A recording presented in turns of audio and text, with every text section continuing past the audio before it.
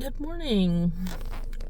Well, I'd say almost good afternoon because it's like 11:15, almost noon. I'm sorry. I'm exhausted.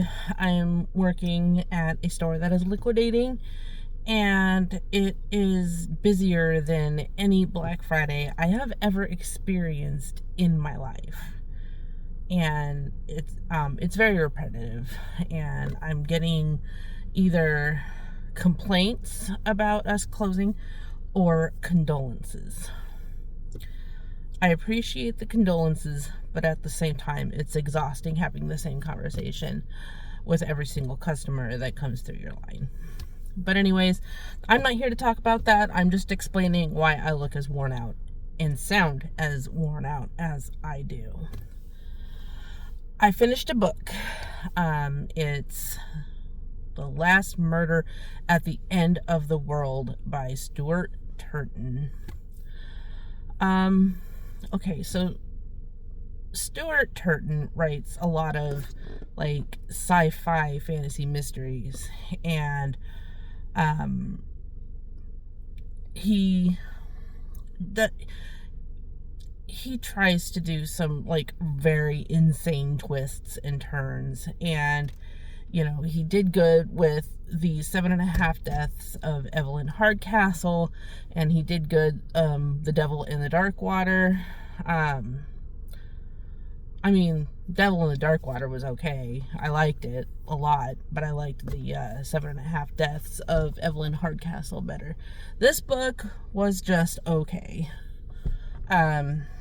It was kind of confusing. I had no idea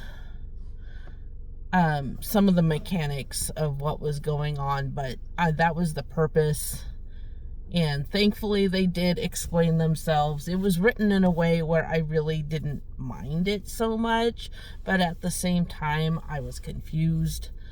I'm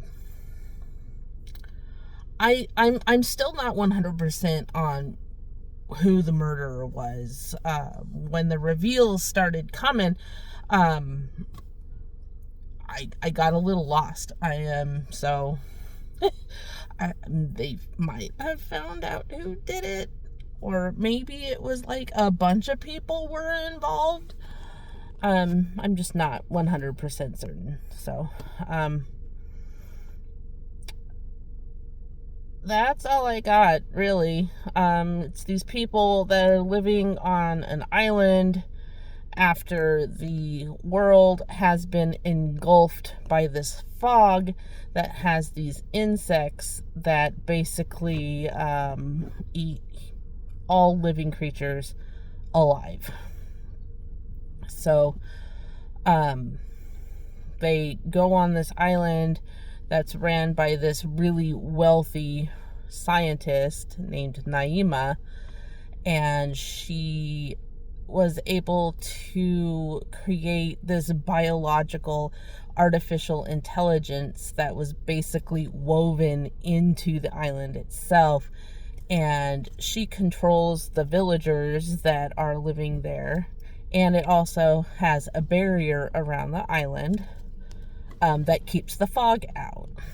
There's also a scientific research facility that is basically a underground bunker, and it's apparently got fog inside of it, so they aren't able to access it. But that's all I'm going to say on the matter. Can tell you that somebody gets murdered, nobody remembers what happened, and one of the villagers is charged to find out what happens, like, and who did the murder, so that way everybody survives. Because if the fog overtakes the island, everybody dies, and this one person that was murdered, they're being told that if they don't solve the murder, everybody's gonna die. That is the basic premise of the book. I rate it 3 out of 5 stars. Like I said, it was okay. It was an all right read, but I am not blown away. Not at all. So I don't know. If you want to read it, I am curious to hear your thoughts. So anyways, thanks for listening.